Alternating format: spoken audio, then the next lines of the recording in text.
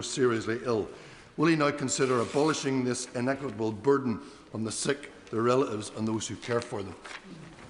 Mr. Speaker, if I were him, I'd be more worried about the situation close to home, because under the SNP's abysmal record of failure, whereas waiting lists are falling in Labour-led England and Labour-led Wales, in SNP Scotland they are rising, despite the biggest funding settlement since devolution began, a record that should make him and his party blush. Point of order, Secretary of State. Thank you, Mr. Speaker. I know that you have been incensed by the unprecedented briefings that we have seen by the government in the run-up to the budget. Despite your clear statements on this, it beggars belief that today they have done it again by announcing the Chancellor will announce £300 million into NHS tech in her budget tomorrow. Not a briefing to journalists, but with an article on the gov.uk website, just a day after a minister stood at that dispatch box and said, "I can assure the honourable member, given the respect that the government paid to this House and to their obligations in it, that if there is an important policy announcement to be made, it will be made to this House." Given that is clearly not the case in this instance, and despite your statements, can you advise what we as members of this House can do? It's frustrating for me and frustrating for all backbenchers, because everything should be heard here first. The budget should be sacrosanct and only heard on budget day. What I would say is it does make a change for budget speculation to at least come to the chamber. That is quite out of the ordinary at the moment. Look, I thank the honourable member for giving notice of point of order. I have said on a number of occasions in recent weeks the government's own ministerial code states that major announcements should be made in the House in the first instance, not the media. We had urgent questions yesterday on this issue. The Public Administration Constitutional Affairs Committee has also been conducting an inquiry into ministerial statements and the ministerial code. I look forward to seeing their report earlier rather than later. And I would point out the budget. The country expects the budget to come out on budget day. It does nothing for the city and it does nothing for how people view this chamber. We will leave it there. Right, we now come to the statements. Let the front benches change over.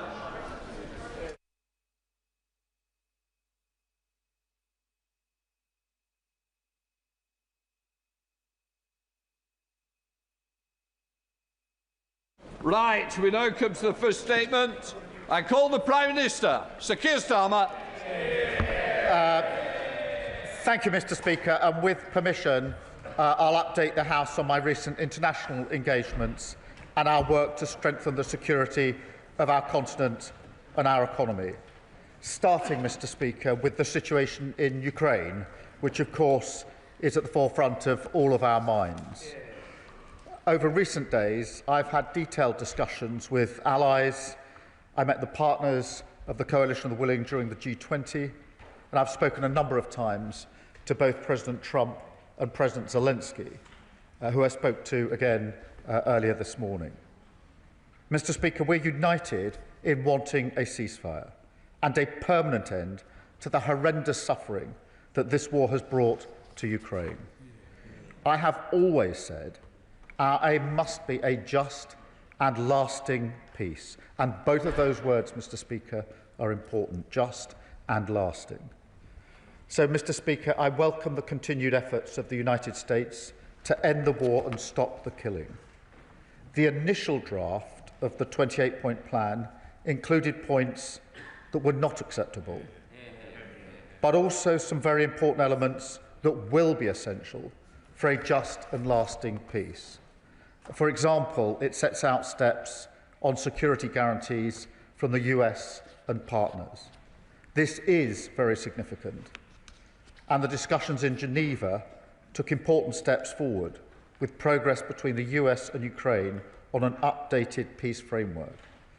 I can reassure the House that work is ongoing to refine this plan. And, Mr. Speaker, we're clear about the fundamental principles here, that Ukraine's sovereignty must be maintained, that Ukraine should be able to defend herself in future, and that matters about Ukraine and its future must be determined by Ukraine. We are clear their voice must always be at the heart of the process, and elements relating to Europe and NATO will need the consent of Europe and NATO members. So there's still a long way to go and a tough road ahead, but we're more committed than ever to this cause and to pushing forward on this process. And that's why, Mr. Speaker, later this afternoon, President Macron, Chancellor Merz and I will convene the Coalition of the Willing, which now has 36 members, to discuss how we can advance the peace process and to discuss how we can continue to keep Ukraine in the fight right now. Because, Mr. Speaker, Ukraine continues to hold the line. They continue to mount a fearless defence of their country.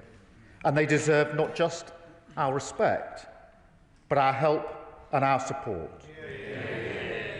After all, it is not just our values that are at risk here, it's our security too.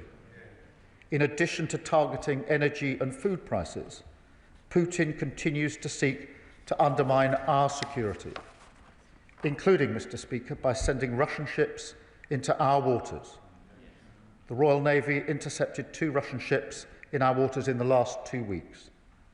So let me assure the House, we are more ready and determined than ever to protect our territory and protect the British people. As we work towards that end, we will never let up on the support that Ukraine needs, the vital defensive capabilities it needs to protect its people, and the economic pressure that we must continue to mount on Russia to cut off the fuel to their war machine.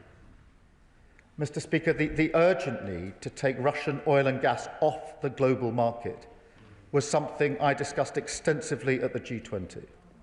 This is vital, especially now, as winter begins to bite in Ukraine and Putin continues his barbaric attacks on civilians and civilian energy infrastructure.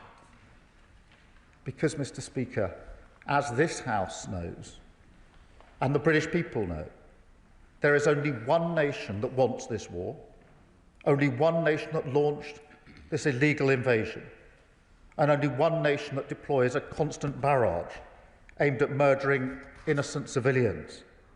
We saw that again last night, Mr. Speaker, with Russia's strikes on Kyiv. Indeed, in the last week before last night, Russia launched over 1,200 drones and over 60 cruise and ballistic missiles at Ukraine, killing children like 7-year-old Amelia, a Polish citizen, killed alongside her mother by a Russian missile in Ternopil last Wednesday, an attack that took 34 lives in total. And, Mr. Speaker, last night, as a family, we celebrated my daughter's 15th birthday.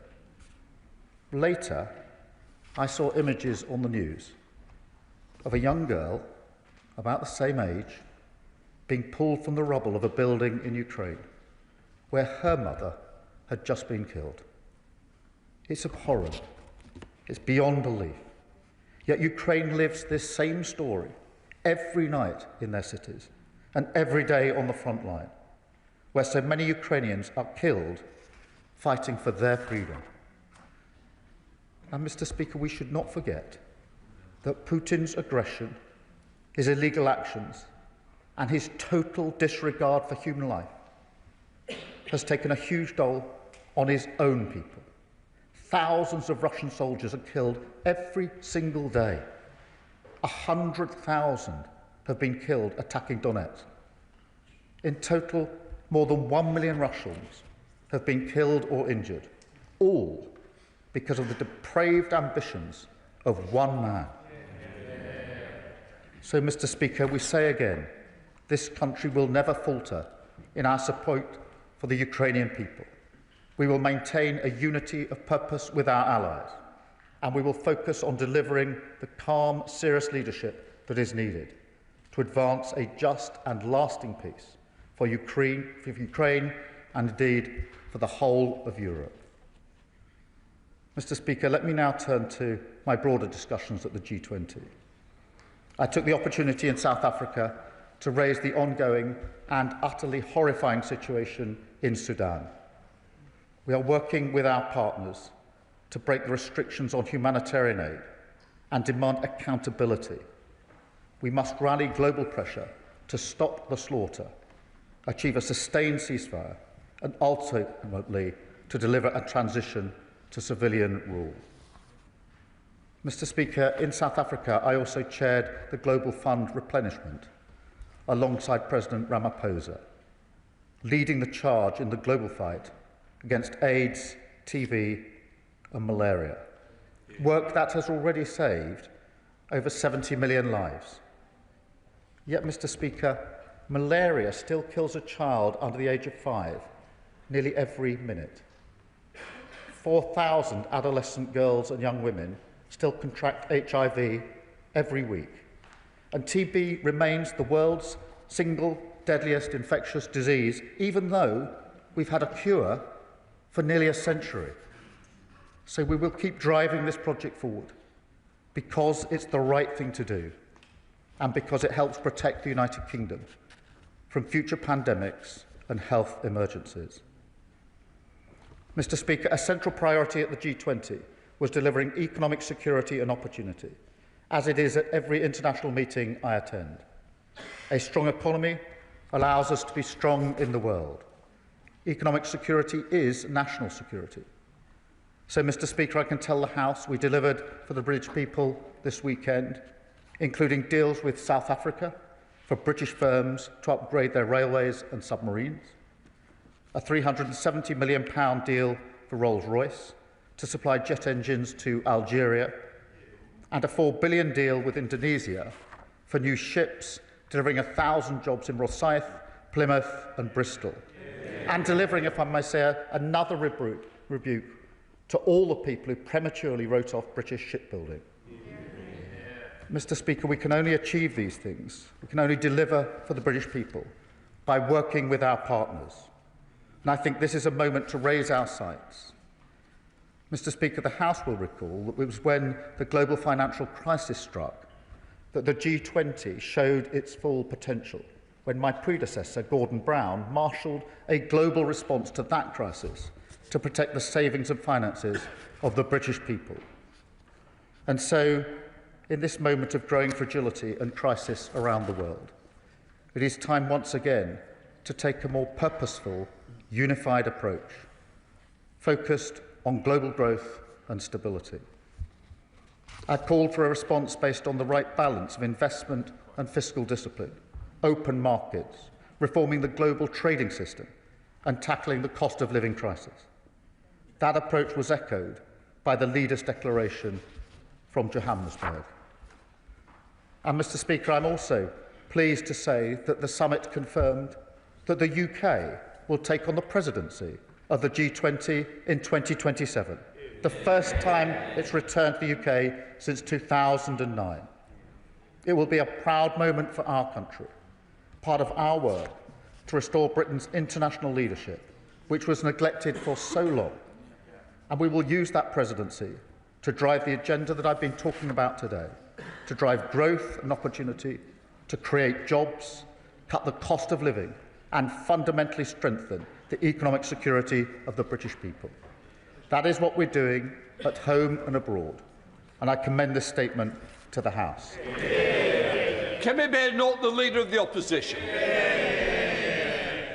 Mr. Speaker, can I thank the Prime Minister for advance sight of his statement. We are proud to stand shoulder to shoulder with Ukraine, and our support remains unwavering. Ukraine is battling the most flagrant breach of territorial integrity in Europe in recent times. We must never forget that this war was started by Putin, who is trying to extinguish a democracy on our own continent. It is important that we stand together to defend the principle that aggressors should not succeed. The previous Conservative government led Europe in support for Ukraine.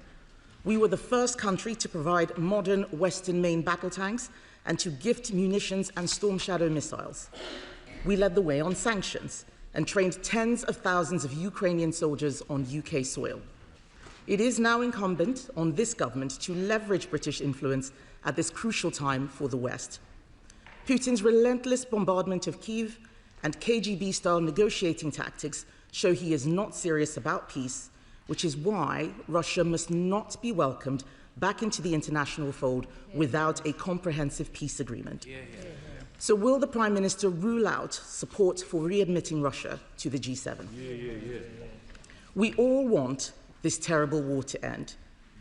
And as the Prime Minister rightly said, elements of that draft 28-point plan were unacceptable. Conservatives are clear that the blanket surrender of Ukrainian territory would mean rewarding Putin's unprovoked aggression. What is the government's position on reports that Ukraine's territorial integrity is on the table? Because if Putin is seen to emerge stronger from these negotiations, all our potential adversaries will be emboldened.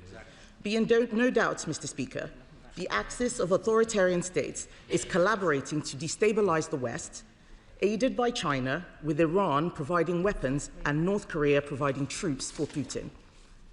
It is precisely for these reasons that the government must continue to work extremely closely with the US and to understand their objectives. Parties like the Lib Dems and the Greens, who are encouraging us to decouple from the US, are putting their anti-American prejudice above national security. But, Mr. Speaker, given that in the last fortnight the Royal Navy has intercepted 2 Russian ships in our waters, and with Russian spy ships pointing lasers at RAF pilots, it is a disgrace that Reform are still blaming NATO for Russia's aggression.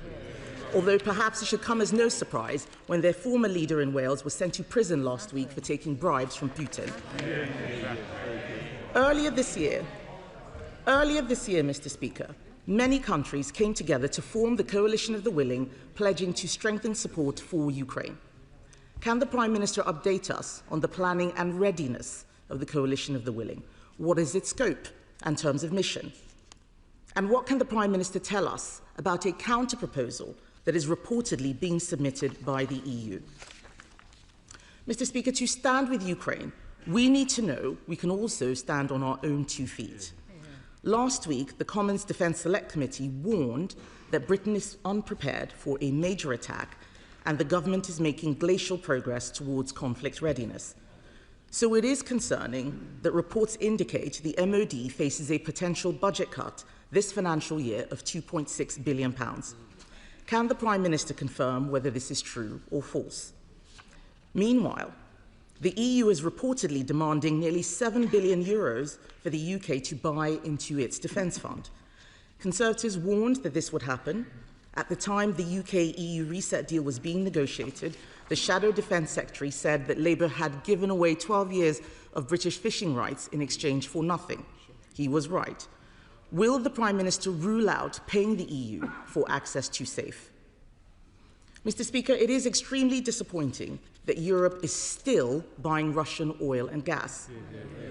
Moscow should be denied safe harbours for its tankers and profits, and Europe should ban Russian oil and gas sooner than its current 2027 deadline.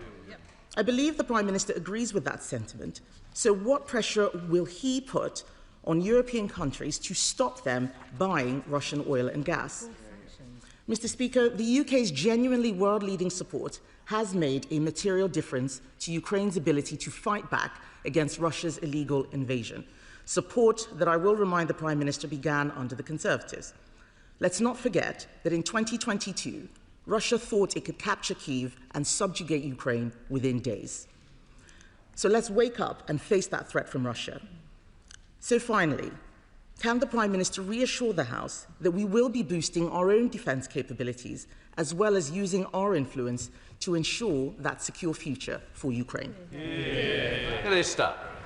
Well, can I start by thanking her for her support on Ukraine?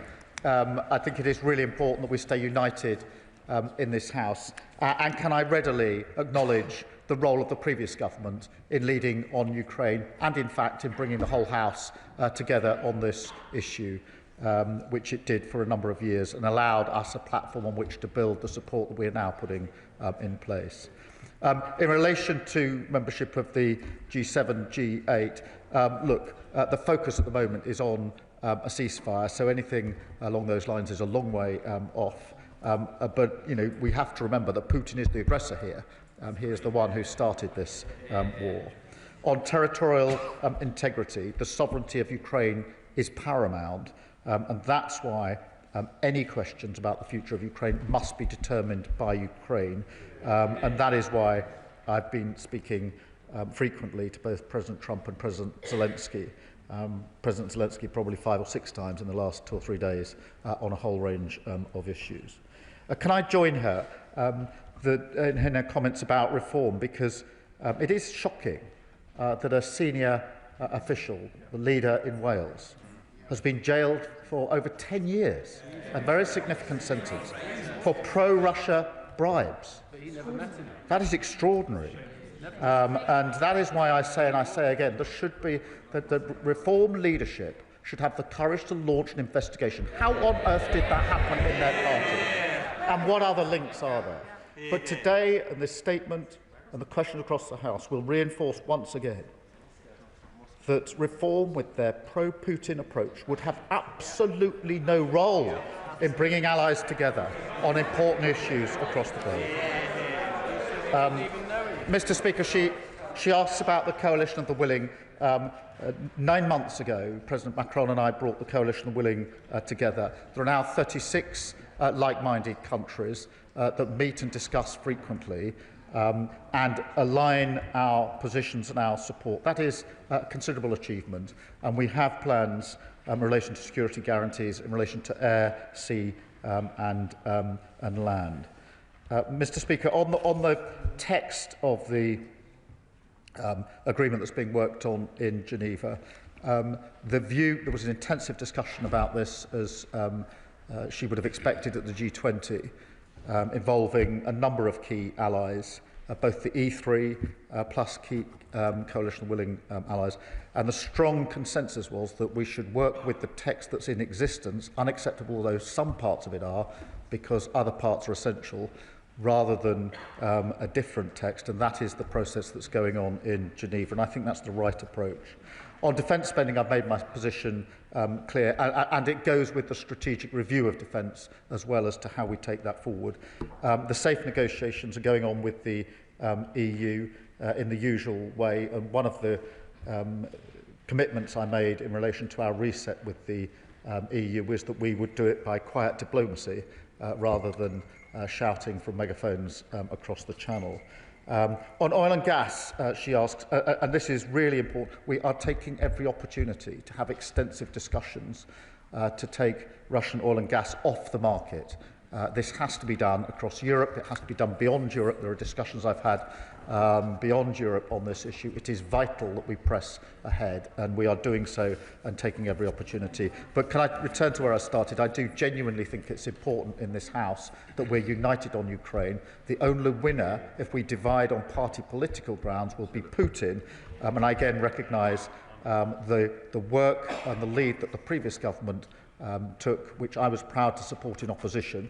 I'm proud to take that forward as Prime Minister. I'm grateful for the support that we're getting from the opposition. Chair of the Select Committee, Dame Emily Thornberry.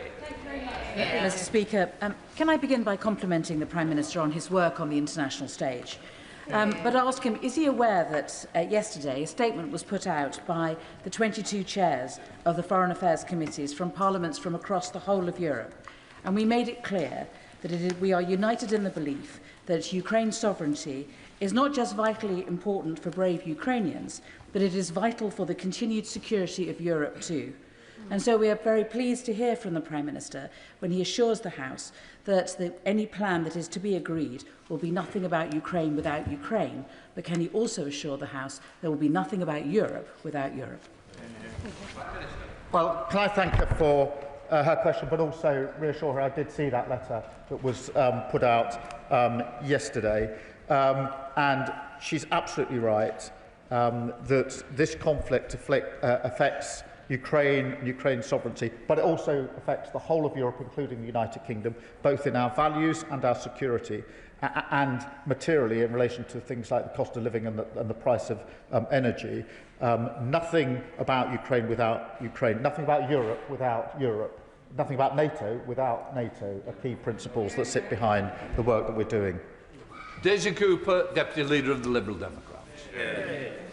Thank you, Mr. Speaker, and may I thank the Prime Minister for advance view of his statement. If this is the endgame for Putin's illegal and murderous war, then we have one chance to get it right. One chance to safeguard the future of Ukraine and one chance to safeguard the future of Europe. The stakes could not be higher. Many of us fear that President Trump is gearing up to betray the rights of Ukrainians. Ukrainians who have fought valiantly in the face of war crimes, torture and the abduction of thousands of children. The White House has tried to deny that Trump's original 28-point plan was a Russian wish list, but that is precisely what it was.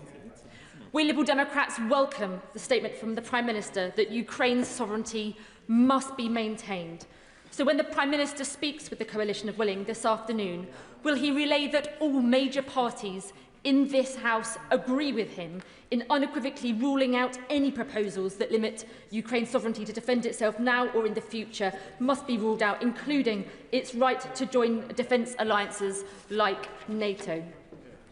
Mr. Speaker, will the Prime Minister also offer his support and that of the Coalition of Willing to join President Zelensky for any future negotiations with President Trump, so President Zelensky doesn't have to suffer the indignity of being bullied by Trump on his own once again, and so that Europe can show a strong and united stand?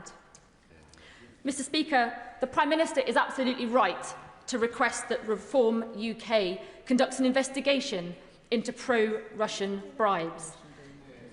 Can I ask the Prime Minister whether he will also then commission a second Russia report into Russian interference in our democracy? My honourable friend for Bicester and Woodstock has brought forward a bill enabling the unilateral seizure of Russian state assets in the UK. Can the Prime Minister confirm whether in his discussions with G20 partners he has secured any progress on plans to seize those frozen Russian assets, and if not, why not? Mr. Speaker, on Sudan, will the Prime Minister use his role as the penholder for Sudan to take the lead at the United Nations to secure and enforce a countrywide arms embargo? And finally, the Prime Minister did not mention China, despite reports that the Prime Minister met with the Chinese Premier at the G20. The apparent imminent approval of Chinese super embassy would be a moment of shame for this government. So will the Prime Minister block this application and summon the Chinese ambassador to make clear that we will not accept Beijing's efforts to spy on our parliament, nor will we accept their efforts to intimidate and harass Hong Kongers in our communities? Well, can I start by thanking her for her support in relation to Ukraine support, which is important, and certainly I'll make a point this afternoon at the Coalition of Willing of expressing how united this House is in relation to the key principles. In relation to her point about President Zelensky, we are, I think, the closest ally of Ukraine in terms of respected and trusted, and that is why not only have I spoken intensively and extensively to President Zelensky over many months and years, but in particular over the last few days, a number of times, sometimes a day, including this morning, in order to do what we can to guide this into the right place. In relation to reform, I completely agree with her comments. It is extraordinary that in this chamber we're having a debate about a war which Russia has perpetrated on Ukraine, and a senior member of Reform is convicted of pro-Russian bribes. In relation to interference with democracy, it is of deep concern. On the assets, look, we are having extensive discussions about this, including at the G20 and elsewhere, in relation to what more can be done, and making progress. It's not straightforward, as she will know, but it is the subject of very extensive discussions to see what more we can do. And in relation to, well, firstly, the Chinese Premier, let me just be clear. I said hello and shook the hand of the Chinese Premier at the G20. We're in the Leaders' Lounge together, and it would have been a little bizarre and discourteous not to have done so, but we didn't actually engage in any substantive discussion. She raises the question of the embassy. That's obviously a quasi-judicial decision that will be taken in accordance with those processes. Tamarji Singh Desi, Chair of the Select Committee. Thank you very much. I welcome the Prime Minister's update statement to the House, but, Mr. Speaker, let's be under no illusion. President Trump's originally proposed peace plan is humiliating and unpalatable to the Ukrainians, would actually be detrimental to our own European security, and would reward the invading, annexing aggressor. And that's why yesterday the cross-party House of Commons Defence Committee issued a very robust statement calling on the government to urgently give full moral, practical and support in whatever way that it could, especially diplomatically, to our Ukrainian friends. But would the Prime Minister agree that at this critical juncture it is imperative that the UK, along with its European allies, shows clear and determined leadership, is actually around the table to negotiate so that we can be a voice for our Ukrainian friends, because if we're not at the table, we'll be on the menu. Well, can I thank him for his questions? In relation to the original plan, clearly there were elements which were unacceptable, and that's why I'm pleased that progress has now been made in relation to it. I can assure him we're giving support to President Zelensky and Ukraine at every level, and extensively as he would expect. And he's quite right that part of the reason that we're able to have influence with our allies is because we are present at the international table in a way that we haven't been over recent years. Father House, Edward Lee. The Prime Minister's done a pretty good job of getting close to President Trump. Can he convince him that to reward the tyrant bear with land he's already taken is bad enough, but it would be utterly egregious and appalling to allow him, the bear, the ruthless bear, to take land he hasn't even taken yet in Fortress Donbass? And it would make Ukraine utterly defenceless, just as we allowed Czechoslovakia to be utterly defenceless when we forced them to give up the Sudeten land 85 years ago. Well, look, can I agree with him in terms of the very idea of negotiating land which hasn't been taken in nearly 4 years of a conflict and has cost tens of thousands of lives is so obviously unacceptable that it shouldn't be put forward or seen as a serious proposition, and I agree with him wholeheartedly on that. Alex Sobel. Mr. Speaker, I thank once more the Prime Minister for his hinting support for Ukraine and that nothing can be done for Ukraine without Ukraine. In the last few moments, media sources in the US have reported that Ukraine has agreed to the peace proposal brokered by the Trump administration. I know the Prime Minister will not have the detail of that, but if this is the case, I know we're in a statement now, will he come back and give the House the full details of what has been agreed by Ukraine, US and potentially Russia? Yes, of course I will. From my discussions with President Zelensky this morning, I'll need to look precisely at that, but I suspect it won't be the whole of the agreement that needs to be reached, because obviously the discussions so far have been predominantly Ukraine-US. Obviously there are European elements that are important, NATO elements that are important that need further discussions, and of course none of this has been back to the Russian side yet. So I'll have a look at the report and look behind the headline. If there is anything material to report, I'll of course do it. My own sense is that it'll probably be progress on the Geneva exercise rather than the agreement of all elements. Sir John Whitting. If it is the case that Ukraine has agreed to a proposal which has been brokered by the United States, would the Prime Minister agree that if it is acceptable to Ukraine, then it must be made acceptable to Russia, and that we need to exert every possible pressure on Russia through increased military support, sanctions and use of frozen assets in order to make them accept a ceasefire? Well, I certainly agree with that wholeheartedly, and we'll see what has been. I suspect it's the version that emerged from Geneva yesterday that may be being talked about. But of course the next step is Russia, and we need to exert every pressure, whether that's capability, whether it's in relation to the assets, or whether it's oil and gas, which we've been bearing down for a considerable period of time. Stella Crease. I'm sorry, it's just not the rules of the House, and somebody who's got more establishment in here. Straight after, by all means, if it's related to this, but please, we have the rules of the House, and the rules of the House come first.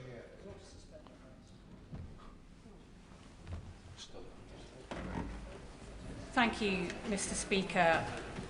I think we all understand this is a breaking situation.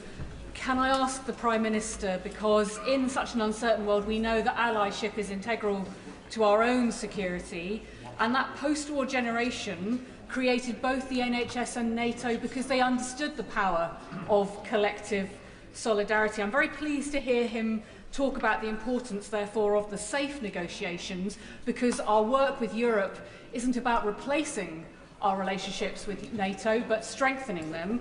Could he confirm that he raised the safe negotiations with the President of the European Commission? Because this situation also reminds us that we have to get the European defence industry into a shape where it can face the threats we face from countries like Russia, and the UK must be part of those conversations too. I can assure her that negotiations are going on in the ordinary way in relation to safe and a number of other issues. Mr. Speaker, what I'm endeavouring to do is just to get the best information I can in relation to what is developing, and I'll weave it into an answer if I get anything that will help the House. I'll certainly come back, but if I'm able to update the House as we go along, I'll endeavour to do so, so that others can then ask questions about that. Colin Miller. Thank you, Mr. Speaker. I welcome the Prime Minister's commitment to ensuring that decisions about Ukraine will not be taken without Ukraine and to upholding Ukraine's sovereignty. Yet we know that Russia is trying to use this negotiation to undermine not only Ukraine's but Europe's future security. So in light of the negotiations ongoing, will the Prime Minister confirm that any future deal will reject Russia's references to, and I quote, ambiguities over the last 30 years, which is code for unravelling NATO back to 1997, and reject attempts to determine which nations may join NATO or where NATO may put its military assets? Can I thank him for that, because we must always remember this is about Europe as well as being about Ukraine, and Putin's ambitions are not limited to Ukraine, as the bordering countries are intensely aware, and therefore it is important that we see this for what it is and act accordingly as European allies. Joanna Baxter.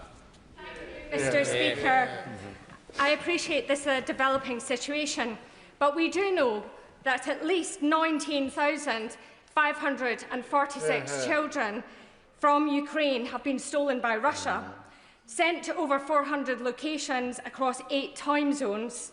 We know that 1.6 million children in the occupied territories are being subject to militarisation and indoctrination.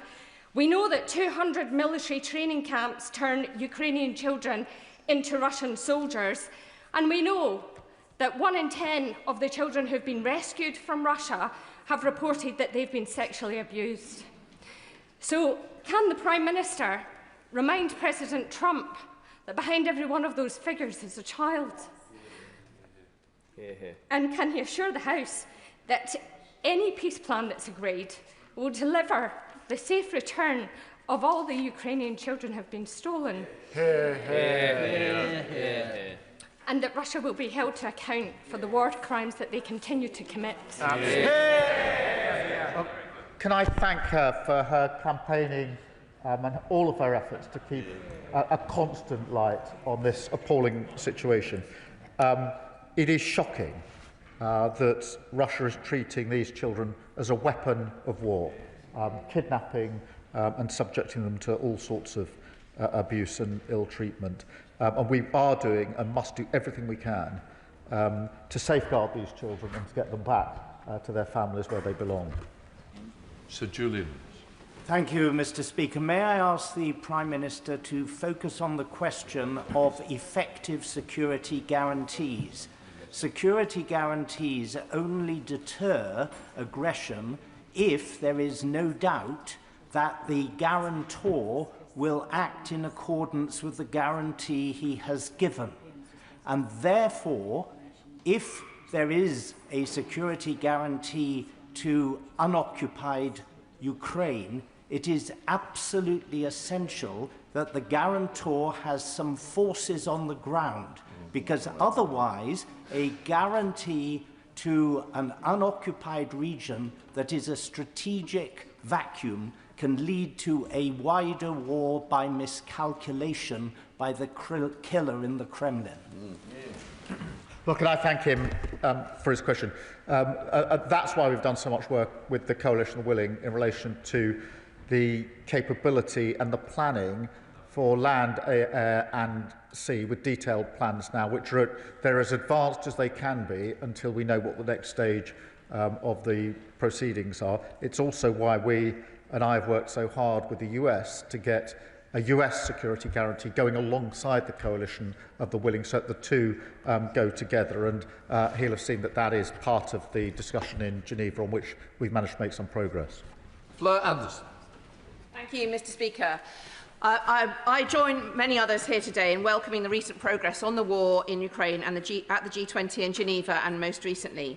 Putin is continuing to circumvent sanctions by other countries. Will the coalition of the willing work with those other countries, as the Prime Minister has explained will happen, to ensure that the money is cut off that's continuing to fuel the war and will enable a just and lasting peace and rebuilding of Ukraine? Well, I thank her for her question. This question of sanctions is absolutely vital, and bearing down on any individuals trying to circumvent those sanctions, and that's why we put in place the sanctions and the measures behind the sanctions, and we work with allies to make them enforceable. Stephen Flynn. Mr. Speaker, I think it's important to begin by stating that those on the far right who parrot the views of Putin and those on the far left who seek to undermine NATO are no friends of Ukraine. Now, I was pleased in the Prime Minister's statement to hear the unequivocal approach he's taken to responsibility in this regard, and rightly pinning it on one person, Vladimir Putin. He did, however, equivocate in relation to his response to the Leader of the Opposition with regards to the G8. Now, Katja Kallas from the European Union was very clear in her comments this morning that Russia cannot be in the G8. She said definitely not. Surely he agrees with that. Well, look, I mean, Russia's the aggressor here, and obviously these are questions for the G7 to determine. But I can tell him the focus is very much on the process at the moment, which is getting the ceasefire and getting an end to this conflict. Can I join him in his question, in the point he makes about those on the left? Because the Green Party, of course, says we should pull out of NATO at a moment like this. They also say, by the way, that they would make renting a property landlords unlawful, but selling drugs lawful. I have to say, I find that a little odd outside the school gate. Thank you, Mr. Speaker. Last week in Rochdale, I joined our proud Ukrainian community to mark the Holodomor, which was Stalin's forced famine of millions of Ukrainians in the 1930s. There's a modern-day Holodomor been going on in Ukraine thanks to the drone strikes and airstrikes of Putin's regime. So does he share my disgust, absolute disgust, at the treacherous actions of the former leader of Reform in Wales, who had lined his own pockets with cash from the Russian regime? And does he agree that Reform UK's refusal to carry out a full investigation just proves they really are Putin's poodles? Well, can I agree with him? This is clearly a really serious case. If any other party would want to investigate to assure itself that how did this happen? This is not a minor transgression. This is something that's now been visited with a 10-year sentence because it undermines our country. Surely the Reform leadership would want to know, how did that happen on their watch? And also, what other links are there between their party and Russia? No wonder they're Putin-friendly. How on earth could they respond to a situation like this? There's no point standing up and saying you support Ukraine if within your own party you are pro-Russian. Sandra Mitchell. Thank you, Mr. Speaker. The Prime Minister's role in marshalling European cooperation is essential and very welcome. Would it not be obscene and unconscionable for any country, indeed one that is one of the permanent five at the United Nations, that has invaded their neighbour, murdered its citizens to get away with it, to profit from it, let alone rejoining the G7. Mr. Speaker, have we not seen this film before? Do we not know how it ends? Yes. I'm grateful for him for raising this. That is why it is really important that we make the case for and ensure that it's a just and lasting peace, because we have seen this before. We've seen agreements brokered before without security guarantees, with the inevitable result that Putin will go again. And that's why, in relation to all of the principles I've been operating on, setting up the coalition willing, and in all my discussions, it's got to be a just and lasting peace. It's got to be one that actually deters Putin from doing this again, because we know that without that deterrence, without those consequences, he has the ambition to go again, and he will go again, and we must guard against that. Uma Kumaran. Thank you, Mr. Speaker. Can I thank the Prime Minister for his steadfast leadership on Ukraine? My constituent, Roxolana, is one of the tens of thousands of Ukrainian families with a loved one missing under special circumstance. Families who don't know if their loved ones are detained, a prisoner of war, or even alive. It's likely Russia has not notified the ICRC on the status of thousands more prisoners of war. Yeah. On behalf of Roxolana and of all the Ukrainian families I met this weekend at St Mary's Ukrainian School, can the Prime Minister assure this House that the UK will support every effort to ensure that Russia complies with international humanitarian law regarding the treatment and identification of prisoners of war who are their loved ones and their families? Prime Minister. Well, can I thank her for raising this, and also for her work bearing down on this, in particular the meeting she had at the weekend. This is a really serious issue. We are raising it with our allies. It is further evidence of the total disregard that Russia has for any of the principles of war, even in an unjust war, and we will continue to bear down on it. Gavin Robertson. Mr. Speaker, over the last 18 months, the Prime Minister has shown himself to be influential and purposeful at significant times in this crisis, so I thank him for that. Mr. Speaker, whilst events may be superseding the statement this afternoon, there are some principles that should not change. Aggression must not be rewarded. Violence should not pay. There has always been an alternative to violence. But when the Prime Minister says rightly that there should be a just and a lasting peace, does he recognise that it may be difficult to sell a lasting peace to the people of Ukraine if so-called allies are forcing President Zelensky to accept an encroachment on his sovereign territory, and that those allies should be robustly defending Ukraine rather than allowing so-called friends to allow the loss of territory? Well, can I thank him and give him my assurance that I'm acutely aware of the need for this to be a lasting peace for Ukrainians, that is a large part of my discussion with President Zelensky as to how we bring that about, but I'm extremely mindful of the fact this has to be just and lasting for the Ukrainians who didn't start this war, don't want this war, have suffered hugely under this war, and need to be reassured that if there is a peace, it is going to last, and they're not going to be subject to the same thing in just a few years' time. Dame Nia Griffith. Indeed, Madam Deputy Speaker. Well, I very much commend my right honourable friend's efforts to engage our allies in support for Ukraine. And does he agree that resolve, unity and support from the West is absolutely vital to give Ukraine the guarantees that it needs for a lasting peace? And how optimistic is he, therefore, about the resolve and commitment that he will secure from the Coalition of the Willing later today? Well, I'm grateful to her. I'm very confident about the assurance from the Coalition of Willing, because we've already agreed plans between the countries and the Coalition of Willing that are as advanced now as they can be until we know the next stage of the process. Obviously, what I want to ensure is that that is forged or welded together with US guarantees alongside of the Coalition of Willing, which will be then the strongest possible guarantees. Richard Ford. Thank you, Madam Deputy Speaker. The Prime Minister welcomed the inclusion in the 28-point peace plan of security guarantees. Point 10 of the proposed plan says if Russia invades Ukraine, it would lead to a decisive, coordinated military response. Who would coordinate that response, and what does the Prime Minister anticipate would be the UK's part in it? I thank him for his question. Without going to the details, but the plans that the Coalition of Willing have drawn up are about capability and coordination and command structures, and therefore a huge amount of military work has gone into exactly how that would operate in practice. So these aren't simply countries saying, here's some capability that I'm prepared to put on the table, as it were. They're military plans capable of being put into effect when they're needed. Joe Powell. Thank you, Madam Deputy Speaker. Can I thank the Prime Minister for all his efforts on ramping up the economic pressure on Putin, including oil and gas and the shadow fleet.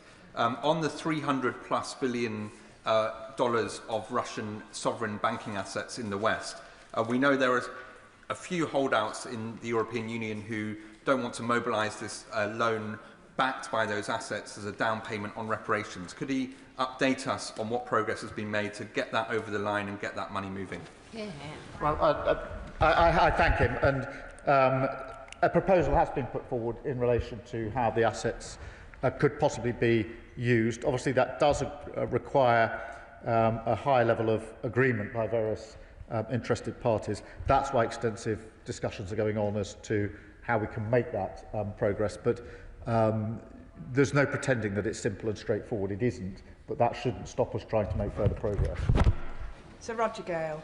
Thank you, Madam Deputy Speaker. I understand that the order of the day when dealing with Mr. Trump is flattery. I'm afraid, Madam Deputy Speaker, that 42 years of experience in this House haven't yet qualified me for that level of sycophancy. The presentation of a Kremlin wish list by the White House as a peace plan is risible, something that the Prime Minister has indicated rather more elegantly than I am myself. Would the Prime Minister seriously consider, if necessarily unilaterally, ensuring that the legislation goes through so that the frozen Russian assets can be used to support the Ukrainian war effort? On the assets, I do want to make progress. My strong view is that if we're to make progress, it's better that as many countries as possible act at the same time. And that's what we're trying to achieve. If we do that, obviously, we will take whatever steps are necessary. But at the moment, my focus is on those discussions to try to progress this discussion, which has been difficult and fraught with risk, but nonetheless there is a willingness, I think, to move forward on it. And then other discussions I had in the margins of the G20 were with countries outside of Europe to see whether they will act at the same time along with us if we get that far, because I do think it's important to do so. Alex Barris-Curtis. Madam Deputy Speaker. Madam Deputy Speaker, I'm very proud to represent Cardiff West in this place. Nathan Gill, the former leader of Reform UK and Wales, was elected to serve the people of Wales in the European Parliament. But as we now know, he served not only himself, but the interests of Russia, having admitted not one, not two, but 8 counts of bribery, and is now serving 10.5 years in imprisonment. So I know the Prime Minister will join me in condemning this treachery, but will he also join me in demanding that the leadership of Reform UK, who unfortunately typically can't be present here today, launch that independent investigation into this act of treason? Well, he puts the point very powerfully, and it must be uncomfortable to hear this for the Reform Party. This is completely undermining our national security. It can't be right for a political party represented in this House to simply close their eyes and ears to this. There has to be an investigation. There has to be a level of reassurance that there aren't other links to Russia within the Reform Party and how this came about in the first place. And so his question is very good. It should be deeply uncomfortable for Reform MPs to be sitting in this House, hearing this, knowing they're sitting on their hands and doing absolutely nothing about it. Richard Tice. Thank you, Madam Deputy Speaker. May I remind the House that last year I personally donated a 5-figure sum, bought a pickup truck, filled it with first aid supplies, and drove it with other friends and colleagues to Ukraine and donated it to the brave soldiers of Ukraine.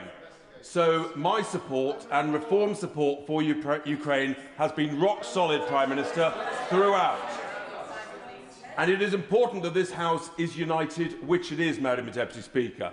And last week, when the 28-point plan emerged, we rejected it immediately. Just yesterday, Prime Minister, I was with a Ukrainian delegation, and we were talking specifically about the leverage that the European nations has with regard to the frozen assets, the majority of which, of course, are here in Europe.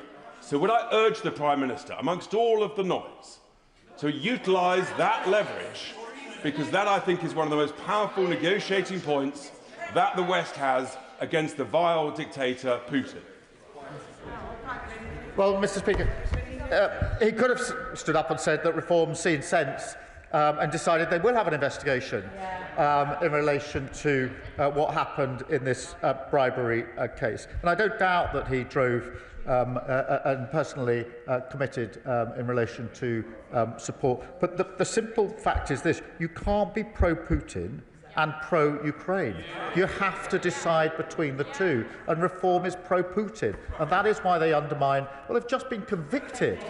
A 10-year sentence for bribe, for what? Taking pro-Russian bribes. It couldn't be clearer than that.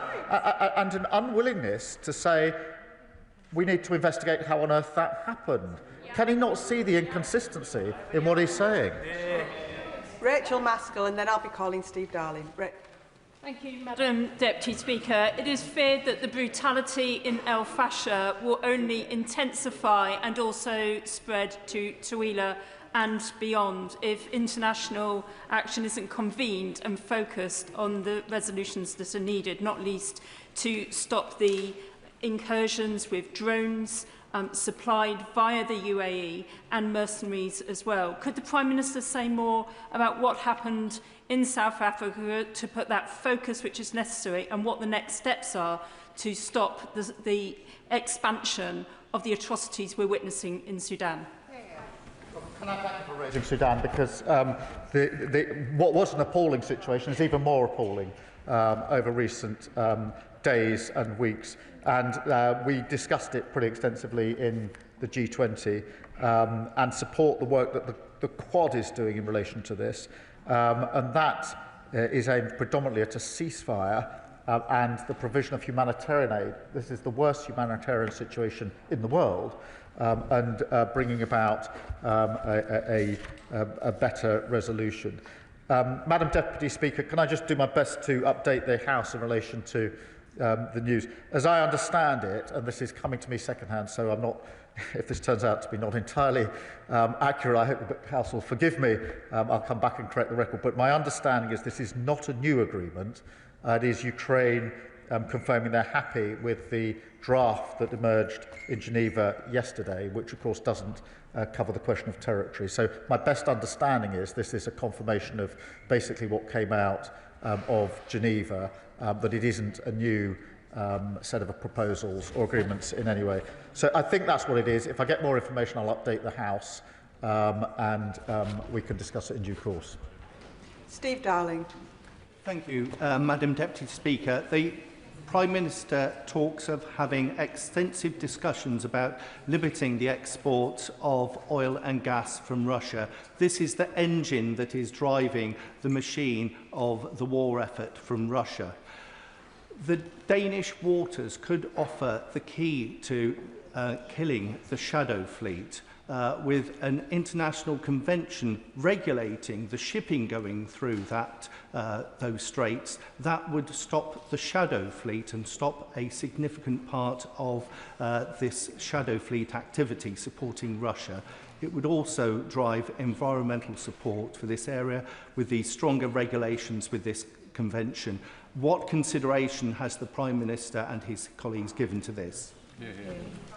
Can I thank you for raising this, because how we deal with the shadow fleet is something we discuss regularly, and Danish authorities can do a lot and do a lot in their waters, as do Norway and other countries. in the region. And we are looking at what further we could do in relation to the shadow fleet, because his underlying point is hugely important, which is the oil and gas are fuelling Russia's aggression here, and that's why we need to ensure that oil and gas is taken off the market. That can only happen if we deal, amongst other things, with the shadow fleet. Graham Downey. Thank you, Madam Deputy Speaker, and can I thank the Prime Minister for his continued support of Ukraine. Can I, furthermore, going back to the announcement at the G20 regarding the £4 billion deal with Indonesia, can I thank the Prime Minister for his efforts in securing that maritime partnership programme for Babcock, which will benefit people in my constituency, securing hundreds of jobs. Does the Prime Minister agree with me that that is testament to the skills and experience of the workforce at Rosyth, and will he continue to do everything that he can to support shipbuilding in Scotland and at Rosyth in particular?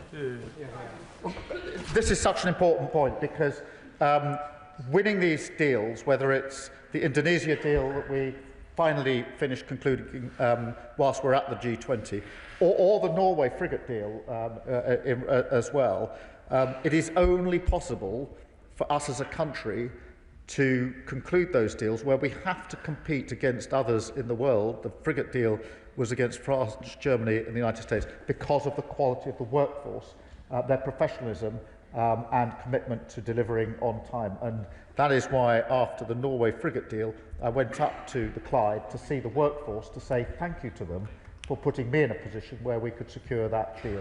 And I'd be grateful if he passes that on to his constituents. Sir Alex Shelbrooke. Thank you, Madam Deputy Speaker. Madam Deputy Speaker, signals matter. Right now, Putin thinks he's getting his own way. So, regarding even the answers the Prime Minister has given about the G7, can I just ask the Prime Minister, as a point of principle, would he sit around a table if the indicted war criminal Putin was sat at it? No, I wouldn't. And I took my first opportunity at the United Nations Security Council when I was there last year, my first opportunity as Prime Minister, be very, very clear as to where I stand in relation to, in that case, the Security Council, but the principle applies elsewhere. You cannot be or subscribe to international law and the UN Charter if you're in breach of it by this illegal war. Patricia Ferguson. Madam Deputy Speaker, and I thank my right honourable friend for the work he is doing to secure peace in Ukraine, and I also thank him for his very good comments about BAE Systems, which is partially located in my constituency of Glasgow West. Point 24 of the Trump plan indicates that one of the things that should happen as part of that plan is that all civilian detainees and hostages will be returned, including children. The kidnapping of children is such a heinous thing to do, and a war crime in and of itself, that surely, as a mark of good faith, Putin shouldn't wait for any agreement on this plan or other plans, but should release those children immediately. And in saying that, I pay tribute to my honourable friend, the member for Paisley and Renfrew South, for the work she has done over many months on this issue. But would he also agree with me that point 26 of that plan, which says that all parties involved in this conflict will receive full amnesty for their actions during the war and agree not to make any claims or consider any complaints in the future, cannot be tolerated? Well, can I agree with her on both fronts? Of course, these children should be released straight away. They should never have been taken in the first place, and it's heartbreaking as well as intolerable that they're held for a moment longer. And as for amnesty, no, I do not agree with amnesty for Putin and others for their illegal acts. Dr. Ellie Chowns. Thank you, Madam Deputy Speaker. I'm deeply concerned that it appears that American negotiators have been listening more to the unreasonable demands of the Russian aggressors rather than to the security needs of the Ukrainians. Can the Prime Minister assure me that in his conversations with President Trump, he has made absolutely clear that the voices of Ukrainians have to be front and centre in securing any just and lasting peace? I can assure her that in all my discussions, the principles I set out to the House, that matters on the future of Ukraine must be for Ukraine, have been the guiding principles in everything that we've done. Olivia Blake. Speaker, and I thank the Prime Minister for his statement and actions. if we do achieve peace, which we're all hoping we do, the efforts to rebuild Ukraine cannot just be about infrastructure. They have to also be focused on rebuilding people's lives, from those who have been devastatingly injured, those who've lost loved ones, and civil society, which has been really tested. What will the UK government do to make sure that there is the funding and support in place to allow not only the rebuilding of buildings, but the rebuilding of civil society? I thank her for her question. She's right, it won't be just about rebuilding infrastructure. It will be about the rebuilding of society. And that's why I was really pleased last year to sign the 100-year agreement we had with Ukraine, which was intended to and does show that this isn't an agreement just for the duration of the conflict, but is something that goes well beyond the conflict to the lasting relationship that I hope we will have between our two countries. David Mundell. Thank you, Madam Deputy Speaker, and I was very pleased that the Prime Minister also mentioned Sudan, and we can't be blind to Russia's malign interest there or indeed across the Sahel. But can I ask him specifically what discussions he had with Prime Minister Modi about his approach both to Russian oil, but also to what appear to be his overly friendly social media posts towards President Putin?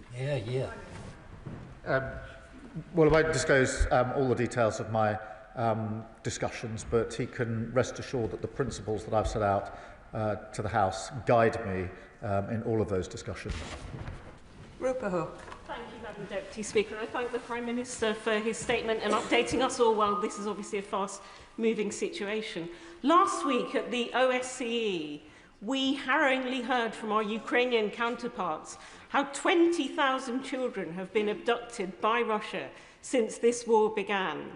So can I ask him again to reiterate that in the just and lasting peace that we all seek, that they are at the centre of all this, and to send a clear and immediate message, as Pink Floyd might have put it, hey, Putin, leave those kids alone.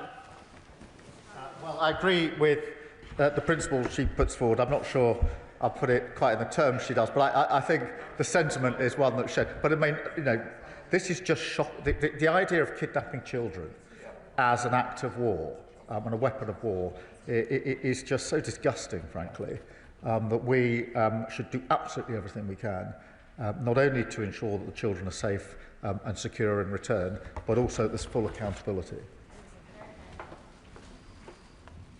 Matt Pritchard. Madam Deputy Speaker, can I thank the Prime Minister for his statement? But if I may, just sort of, Madam Deputy Speaker, caution the Prime Minister. I understand that the reports that were referred to by the Honourable Member for Leeds North West are a single source US official, unnamed, and I just think that we might be falling into a trap here that others want us to fall into, and that is bouncing the Ukrainians ahead of an arbitrary deadline of Thanksgiving Day. So I think we need to ensure that officials and all of us are able to verify sources and corroborate, even if they are reported in the mainstream media and repeated in the United Kingdom. So therefore, Madam Deputy Speaker, I'm still allowed, I believe, to ask the question, what reassurance can the Prime Minister give the people of this country, and indeed Ukraine, that President Trump's very bad 28-point plan is not now replaced by a bad 19-point plan, because we all know from history that both Ukraine, Europe, the United Kingdom, and even our allies, the United States, will rue the day that we roll over for Putin. Because if we reward the aggressor, we know that history tells us they come back for more. Well, can I thank him? And my instinct is with him on the breaking news. I spoke to President Zelensky about 4 hours ago, and I've obviously spoken to him extensively, so I've got a pretty good sense of where he's at on this. I'm intending to speak to him again this afternoon, but I think... I'm sorry? Well, my instinct is that this probably isn't anything of greater significance than what was coming out of yesterday. If it is, of course, I'll make another statement. But I spoke to him this morning and got a very clear sense of where he's at. I'm intending to speak to him again this afternoon. We've got the coalition are willing. If there is anything, I will, of course, update the House. But he's right to caution the underlying point he makes, which is that we must hold to the principle that matters about the future of Ukraine are for Ukraine, and that means we must be engaging as extensively as we are with the President and the Ukrainians to make sure that every step of the way we are taking into account in a practical sense that matters for Ukraine must be for Ukraine. That can only happen if we're talking to them in the way that we are. Peter Swallow. Thank you, Madam Deputy Speaker. May I refer members to my register of interest and thank the Prime Minister for the leadership he has shown on Ukraine. Madam Deputy Speaker, Year 6 students from St Margaret Clitheroe School in Bracknell have written to me to express their deep concern about the ongoing crisis we're seeing in Sudan. So can I thank the Prime Minister for his leadership at the G20 on this conflict and ask him what message he has for St Margaret Clitheroe students who are concerned about this deep tragedy? Well, can he please pass the message back to them to say thank you for raising this? It is important that they've done so, and the fact that they raised it with him means it's been now raised through him on the floor of this House, so they're directly inputting into our democracy and accountability, and assure them that we are working with partners to bring about an end to the appalling situation in Sudan, the biggest humanitarian crisis in the world, and not just of recent days and weeks, but for a very long time, just simply worse and more intense, and that if we could reassure them we're doing everything we can with partners to bring an end to this awful situation, and thank them for their input. Claire Young. Thank you, Madam Deputy Speaker. The Prime Minister referred to Putin's barbaric attacks on civilian energy infrastructure. What discussions has he had with his G20 counterparts about learning from Ukraine's experience to protect energy supplies and infrastructure from Russian hostile action? Well, firstly, thank her for raising this, because the attacks on the energy supplies are intended to inflict damage on civilians in Ukraine, as it does on a regular basis, particularly as we go into the winter. We're doing two things. We're working with the Ukrainians on what more support we can give to them to safeguard their energy supplies, but of course with allies we're looking at where there are any issues that we need to address in relation to any vulnerabilities that we may have. Laura Kirk-Smith. Thank you, Madam Deputy Speaker, and I thank the Prime Minister for his updates on the G20 and in particular for his commitment to the Global Fund, which I think we should be really proud of. I was also very pleased to see Sudan referenced in the joint declaration of the G20 leaders. As the Prime Minister has said, it's the world's worst humanitarian crisis, but we're also seeing appalling accounts of war crimes.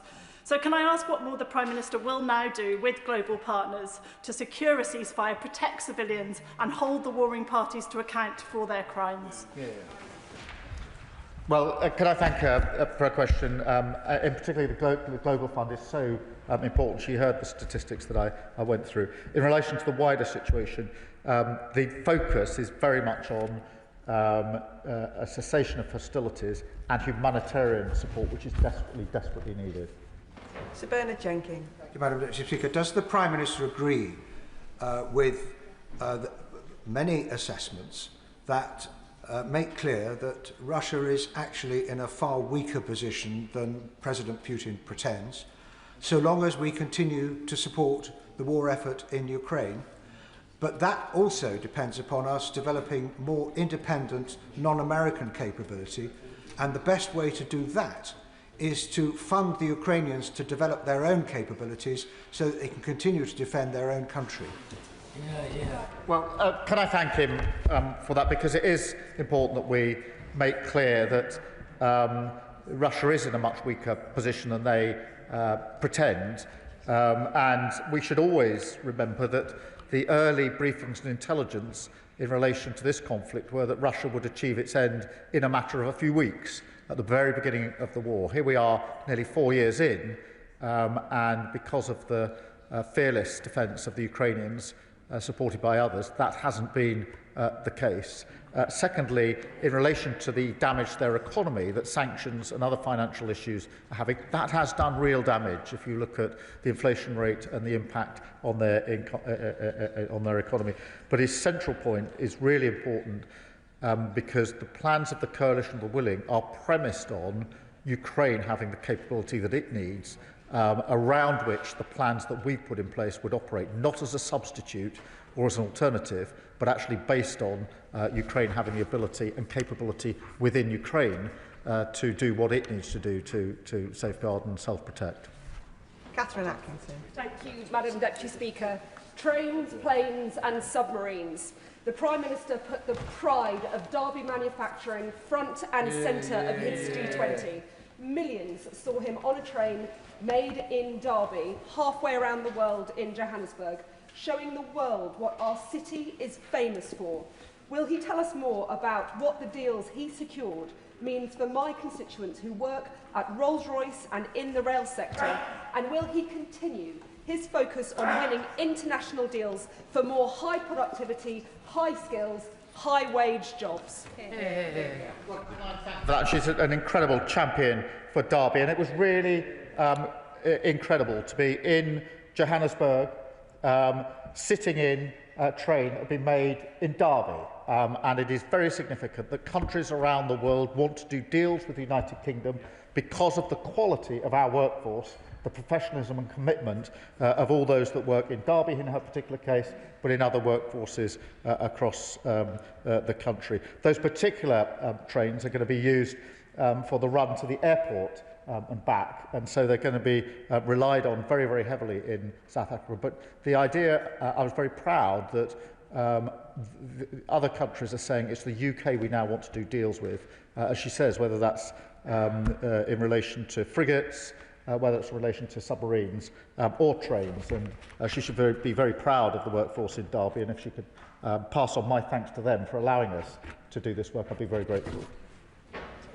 Anne Davies. Madam Llefarydd, and thank you, Prime Minister, for your statement.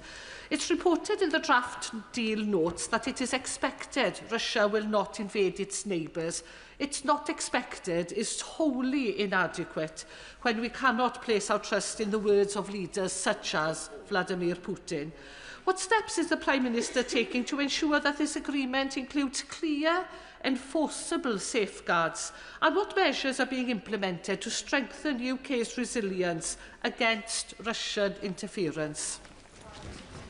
Can I thank her? Look, in relation to the security guarantees, the planning has taken place at the Coalition of the Willing. That needs to be put together with the US guarantee to make sure that it's not an expectation that Putin doesn't invade Ukraine again. It's an absolutely clear message that if he does again, there will be consequences, because it's only if that is in place with strong guarantees and credibility that we will be able to deter Putin, because without them, as we've seen from the past, he simply will breach any agreement that's reached in due course in the future. In relation to interference in our democracy, look, we need to bear down on Russian interference in our democracy, and we'll continue to do so.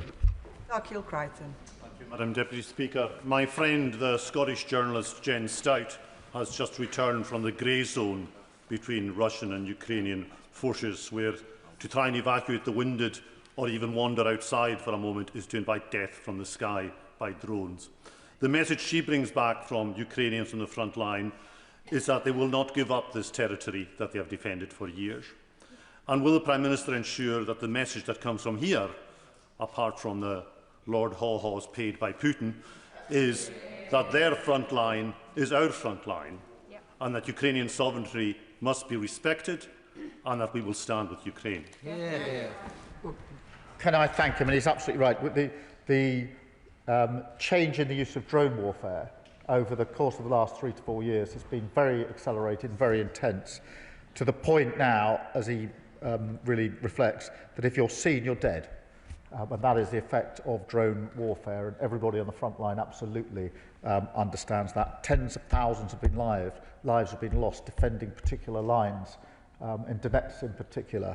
And I will never forget visiting a hospital in Kyiv where I met those that had been burnt very badly on the front line and were receiving treatment in those hospitals, which was a very poignant reminder of the impact this is having on Ukrainians, and it is no wonder that they are not going to give that up after so much sacrifice. Sir Desmond Swain. What indication was there that Putin would accept even the earlier iteration of this agreement? Very good question. Well, I'm not able to say, because I've not been involved in any discussions with Putin, as he would have expected. But I mean, the main thing is to be clear that the draft was not acceptable in a number of respects, but did have essential elements which are going to be required, which is why the work is being done to ensure that we get to a place that is acceptable to Ukraine and then can be used as a basis, I hope, of some sort of negotiated outcome. John Slinger. Thank you, Madam Deputy Speaker. I strongly welcome the Prime Minister's emphasis on a just and lasting peace. Does he agree that while it is noble to want the fighting to stop, in any conflict this can always be achieved by giving in to the aggressor's demands? And history shows that this is not peace, it is appeasement. Does he further agree that Ukraine must not be forced to give up its territory and long-term security needs, not only for their defence, but because this would weaken the very principles of sovereignty and the rules-based system, endangering us all?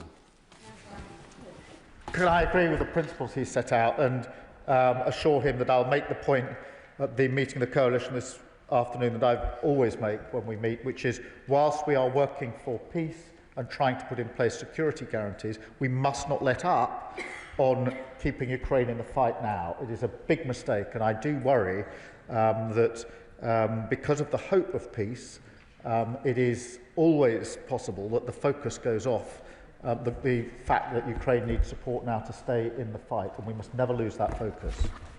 Robin Swan. Thank you very much, Madam Deputy Speaker. The Prime Minister's statement says that Putin continues to seek to undermine our security. So when a deal is done to the satisfaction of Ukraine, can the Prime Minister give this House an assurance that the defence and the preparations for our security against Putin, because he won't give up, will continue in regards to the work that we continue to do? I can give him that reassurance, but I'll give him the reassurance that we won't wait until there's some agreement in place to ensure that. We're taking those measures now. Jim Dixon. Thank you, Madam Deputy Speaker, and on behalf of my constituents, can I congratulate the Prime Minister in demonstrating UK leadership by supporting the Ukrainian government and President Zelensky to turn the 28-point peace plan, which very much appears to have been authored by Russia, into a much more acceptable 19-point peace plan, which clearly needs to be built on. Does the Prime Minister agree with me, and again the majority of my constituents who contact me, that it's vital the UK and Europe remain absolutely steadfast in their support for Ukraine to achieve a lasting and just peace? Well, I do agree with him and his constituents, and we are doing everything we can to ensure that. It is remarkable that through the coalition of willing, which is mainly European countries, but not just European countries, Japan and Canada and Australia were centrally involved in our discussions over the weekend, there's been such a singular purpose in supporting Ukraine. Ben Opsy-Jackson. Thank you, Madam Deputy Speaker. And I appreciate that this statement might be being outpaced by events outside of this chamber. But negotiating this peace deal with Russia seems to be at odds with nearly 4 years of steadfast military support. The overriding message is that the rules-based order means nothing, that we'll acquiesce to countries that breach sovereign borders, and actions no longer have consequences. The Prime Minister may as well be waving a piece of paper at Heston Aerodrome. The message this sends to our adversaries, and specifically the message it sends to China, is that the West will be too weak to take action if China invades Taiwan. He mentioned earlier that Russia will face consequences if it invades again. So when he says a just and lasting peace, what consequences will Russia face for their current actions, or can they act with impunity? We had a pretty good tone up until now, but I'm not here waving some piece of paper.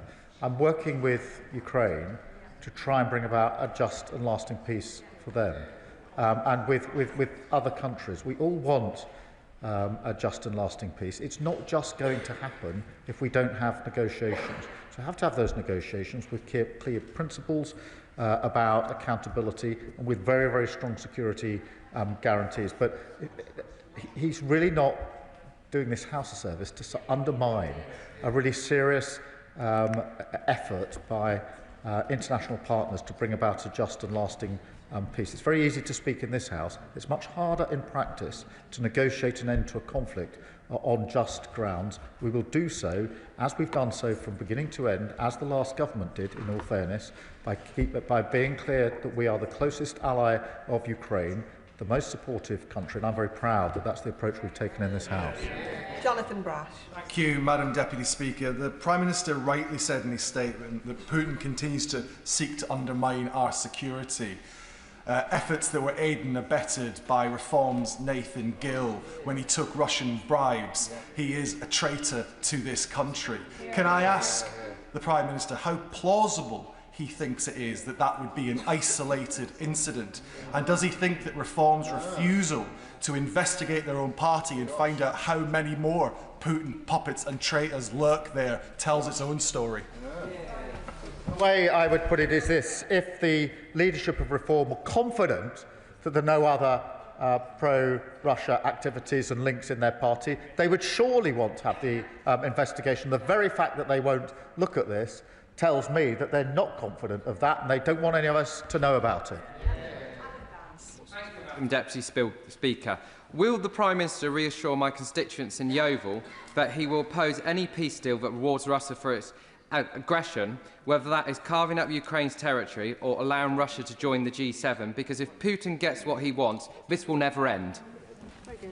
Well, I can reassure his constituents that we'll absolutely fight for a just outcome and a lasting outcome, and he can tell his constituents that we're working very, very closely with the Ukrainians on this, as we've always done, supporting Ukraine for as long as they may need.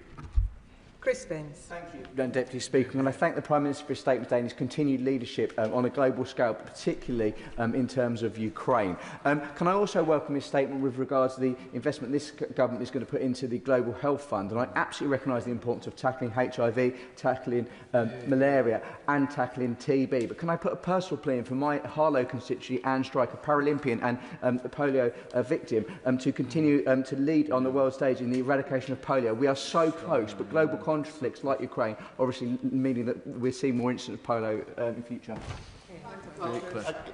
He's a proud champion for Harlow, and I'm very pleased that he's raised polio in that context and linked it to his constituency, because we mustn't lose sight of the devastating impact of polio, of HIV, of AIDS and TB, and they're having a devastating effect across the globe, and they are a threat to us as well if we don't act.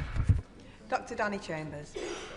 Deputy Speaker, I thank the Prime Minister for his reaffirming his commitment to the Global Fund. I actually secured a backbench business debate about that last week, so we really do appreciate that. The Army Training Regiment in Winchester trains about 20% of new recruits, puts them through the basic training, and I was actually there last week at the Passing Out Parade. It is scheduled to close next summer in 2026, and the replacement facilities in Perborough are not due to open until 2030 at the earliest, although we've heard that's going to be delayed. Will the Prime Minister review this decision? Because a 4-year gap between one facility closing and another opening when we're rightly trying to increase troop numbers doesn't really make sense to anyone. Can I thank him for raising that issue? And I haven't got the details to hand, but what I will do is make sure that in written form I get him a full answer in relation to the points he's raising. Sammy Wilson. Thank you, Madam Deputy Speaker. And I know that many of the Ukrainian refugees in my constituency have welcomed the continuity between the previous government and the current government and its support for Ukraine. President Zelensky is under great pressure at the moment from some within the American administration to accept an unreasonable deal. And will the Prime Minister assure us that he will give his commitment to the President of Ukraine to ensure that he does not have to give in to the unreasonable demands of land surrender, of restricting the ability to defend itself in future, and also Russia not paying for the crimes which they've committed in Ukraine? It's important for Ukraine, but it's also important to send that message out to Russia that we will not reward the aggressor. Well, I agree with him, and I give him that reassurance, and that's why we're working as closely as we are with the Ukrainians, particularly the President, but at all levels. Vicky Slade. Deputy Speaker, can I refer the House Register of Interest as a host of a Ukrainian? Given the growing instability around the world, the absence of the US President at G20 and COP30, How will the Prime Minister use the close relationship between the UK and America to ensure that Trump doesn't undermine the ability of global partnerships and agencies to keep us all safe from all types of problems ahead? Well, I'm grateful to her, and it's very important that we make the case for multilateral work across the globe, whether that's G20 or COP30, and we will constantly make that case, because it's very important for a rules-based system across the world, of which the UN is one, and the principles of war are another, but it is also in our own interest as the United Kingdom. Jim Allister. The Prime Minister has told the House today that he and the United Kingdom will never falter in support of Ukraine. Does that mean that the United Kingdom is not part of the pressure on Ukraine to concede territory already occupied? And how could the ceding of territory be other than the rewarding of terrorism, the rewarding of aggression, and the whetting of the appetite of the aggressor? Well, the approach we've taken is based on the principles I've set out to the House, and is absolutely rooted in what the Ukrainians want out of this, and that is why we are speaking and working so extensively with them in relation to these negotiations. But all matters about the future of Ukraine have to be for Ukraine, and that is the guiding principle in everything I've been doing. Monica Harding. Thank you, Madam Deputy Speaker. I was pleased to see Sudan was included in the G20 consensus. Could the Prime Minister lay out what that will look like in practice, as it looks like the atrocities of El Fasher are likely to be repeated in Kurdistan? What protections will be in place for the safe passage of civilians, humanitarian workers, the funding gap in assistance, and importantly, what conversations with or about states who are said to be funding the belligerents and keeping the war going, including the UAE? Can I thank you for raising that and reassure her we're having extensive conversations with the Quad that are driving this forward on all fronts, but most immediately on the humanitarian situation, and we'll keep the House updated. And the final question, Jim Shannon. Thank you, Madam Deputy Speaker. Can I very much thank the Prime Minister for all that he does for the United Kingdom of Great Britain and Northern Ireland, for the Western world. It is appreciated by many. There is a plan that we all hope can end the war in Ukraine, to stop the devastation and the killings. Eyes are focused on the plan, and I think of the innocents killed, the women and the children targeted, and the massacres by Russians. We think of it, children as young as 8, women as old as 80, raped by Russian monsters. The massacres in Bathboot, where over 200 people were found in a mass grave. There's more than that. If you look in video, you can see pictures of Russian soldiers torturing people, murdering people. I would suggest that when it comes to accountability, there must be, whatever peace will bring, it has to ensure that Russians who have carried out terrible crimes are made accountable. So can the Prime Minister confirm that there will be retribution? As a Christian, I know there will be retribution in the next world, but what I want to see is retribution in this world for them, and then eternal damnation for the rest of their lives. Thank you for raising that, and it may be the last question, but it's a really important one, in terms of the atrocities and the impact that this has had on all Ukrainians. And I remember in the early days of the conflict seeing the images of civilians handcuffed and shot in the head, laying in the streets just outside Kyiv. It was shocking.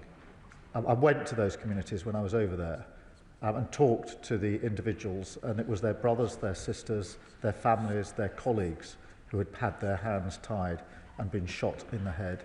And it fell to those individuals to pick the bodies up, to put them in shopping trolleys, wheel them to their church, and try to give them the best burial they could in the circumstances. And we should never lose sight of the human impact that these atrocities have, not only in relation to those individuals, but on all of us, myself included. That concludes the statement, and I'll give the House a few moments for the front benches to settle.